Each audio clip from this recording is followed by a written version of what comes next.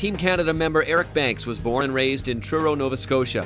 But when it was time for him to choose a university, he decided to take his talents south to Gainesville, Florida, and compete in the NCAA with the Gators. Coming from a small town, he felt at home once he visited the campus. I think I'm adjusting pretty well, and I'm getting used to it. One of the reasons I picked Florida is because it's a really university town. Like, it's not like going to a school out in LA or something like that. So it's a university town, so it's not as big. Garrett Rank also grew up in a small town. However, the Elmira, Ontario native took a different route than Banks, choosing a school close to home in the University of Waterloo. Despite being an avid athlete, participating in both hockey and golf at Waterloo, Rank's potential on the course outweighed his prospects on the ice. Second year university, I was playing university hockey and golf as well, and hockey kind of, didn't work out, and I was never going to play professionally, and golf kind of blossomed, and kind of I dedicated myself to it and started working harder. Finally got a swing instructor, and just had a few good results and thought, hey, maybe this is something I'd like to do. But things don't always go as smoothly off the course as on it. Both Banks and Rank have faced serious health scares that could have derailed their golfing careers and potentially taken their lives. For Banks, a heart condition was discovered in his first physical at Florida. For my freshman year, they do like a physical. You go in this building and they kind of take your height and your weight and do all kinds of studies on you. And my last thing was to see the heart doctor, and he listened to my heart and he asked me a bunch of questions like, do you feel tired? Are you getting sick? And all this stuff. And I was like, yeah.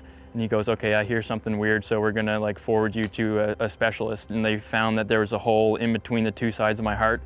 So one side was like 3 times bigger than it should have been, and one side was doing pretty much nothing, and all the blood was flowing to one side. And once it starts going the other way, you're pretty much done. So I had to go in last summer on June 25th, and they kind of cut me open, pried me open there, and they put a patch in, and the doctor said that I think it was the left side that was bigger. It shrunk right before her eyes, and it was probably 5 or 6 months recovery period, and I'm still recovering a little bit now, but I can swing and I'm feeling good, so. Rank, on the other hand, got the news from his doctor 3 years ago nobody wants to hear. He was diagnosed with testicular cancer. I had some discomfort in my lower body, and on Tuesday I went to the doctor and he said, we should probably get it looked at and do some tests, and ultrasound on Thursday, meeting with my cancer specialist on Friday, and he informed me that I had testicular cancer, and I mean, as a young guy, it was kind of tough to take, but at the same time I knew that there was a good chance of overcoming something like that, and they scheduled surgery for the next Monday morning, so it was kind of a short time frame, and I never really had a lot of time to mull or dwell over the fact that I was going through it. Rank is fully healthy now, and both physically and mentally stronger than he was before his diagnosis. He's not only beat cancer, but excelled on the golf course. Playing his way into last year's finals of the U.S. Mid-Amateur, Rank came up just short of taking home the prestigious USGA event and missed out on a spot in the 2013 Masters.